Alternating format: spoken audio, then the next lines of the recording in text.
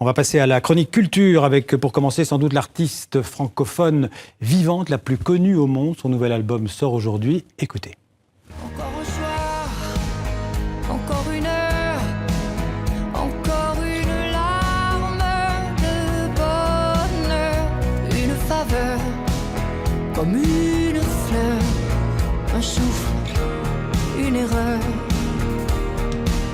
un peu de nous, un rien de tout, pour tout se dire encore ou bien se taire en regard, juste un report. À peine encore, je sais, il est tard. C'est pas grand-chose, rien qu'une pause. Bonsoir Jean-Baptiste. Bonsoir Xavier. Alors, on n'a pas vu l'artiste en question, mais on l'a entendu et reconnu. C'est évidemment Céline Dion. Et oui, encore un soir, encore un album de Céline Dion. C'est un titre, comme cette chanson écrite et composée par Jean-Jacques Goldman. Elle est sortie il y a quelques mois déjà, ce titre, et il figure sur cet album hommage à René Angélil, son mari disparu en début d'année. Et d'ailleurs, René Angélil, il est partout dans le disque. Alors, soit on est touché, soit on est un peu agacé. C'est d'ailleurs l'effet que fait Céline Dion. Il y a ceux qui adorent, ceux qui ne supportent pas. On ne se prononcera pas, quoi qu'il en soit. C'est son premier album en français depuis 4 ans. L'une des chansons a été coécrite par Francis Cabrel et Serge Lama, une autre par le slammer Grand Corps Malade. Et puis il y a une chanson très connue de Robert Charlebois, Ordinaire, je ne sais pas si vous vous souvenez de cette chanson, qui a été réécrite d'ailleurs par Robert Charlebois lui-même pour Céline Dion, avec des paroles un peu changées. Par exemple, Charlebois, il fumait du pot, pas Céline Dion. Je propose d'écouter quelques secondes de cette chanson. Je suis une fille bien ordinaire. Des fois, j'ai plus le goût de rien faire. Je ferai de la musique autour d'un verre avec ma mère. Encore un soir qui est sorti aujourd'hui partout dans le monde. Alors, on va parler de toute autre chose, d'une exposition, de 2 expositions en fait à Paris, à la Maison Rouge.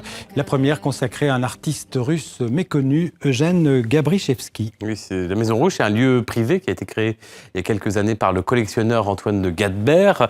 Il a choisi d'exposer pour la première fois Eugène Gabrichevski, qui, comme son nom l'indique, vous l'avez dit, est russe. Il est né à la fin du 19e siècle, mort en 1979. Alors c'est d'abord un biologiste brillant, et puis petit à petit, il va basculer dans la schizophrénie. Il va passer un demi-siècle interné. C'est là qu'il va dessiner, qu'il va peindre énormément, 4000 œuvres, et créer un monde totalement, vous allez voir, fantastique, fantasmagorique, peuplé d'étranges créatures. On est presque dans ce qu'on appelle l'art brut, sauf que Gabrichevski, il est lettré, c'est pas quelqu'un qui fait de l'art sans savoir qu'il fait de l'art. Un savant, oui, mais un savant fou. Je vous propose de découvrir l'incroyable œuvre du très méconnu Gabrichevski. Après la guerre, le médecin de Gabrichevski, puisque c'était quelqu'un qui vivait dans le monde asilaire, qui était dans un hôpital, a eu connaissance de l'intérêt du buffet pour les artistes en marge, comme on dit, et a envoyé des photos et un dossier, etc. Et puis donc Dubuffet a commencé à s'y intéresser. Dubuffet l'a classé dans sa collection parce que c'est une œuvre qui est visiblement un accès à l'imaginaire délirant, quoi.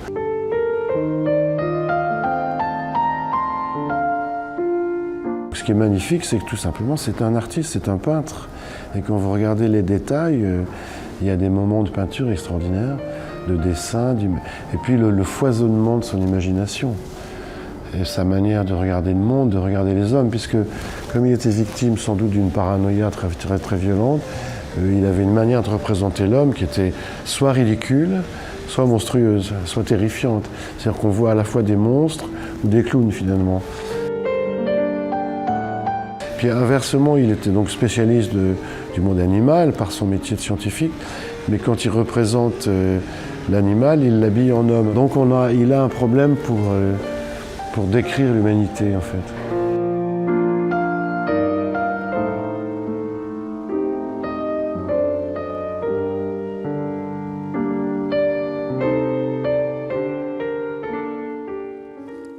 Alors, toujours à la Maison Rouge, une autre exposition consacrée à un artiste français vivant, Nicolas Darro. Oui, là, on est dans une autre ambiance, c'est beaucoup plus ludique. D'ailleurs, vous pouvez emmener vos enfants là-bas, voir ces automates, regarder plutôt sur ces images des machines, des artefacts. L'idée de Nicolas Darro, c'est de questionner le vivant.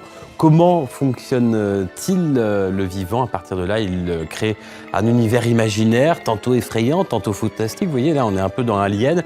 Parfois très drôle aussi. Il y a des installations très grandes qui prennent toute une pièce, comme celle-ci, et puis des toutes petites sculptures avec toujours le même principe de la machine automatique, une sorte de bestiaire mécanique fascinant. Et là, comme Gabrichevski, c'est à voir à la Maison Rouge, juste à côté de la place de la Bastille à Paris, jusqu'au 18 septembre.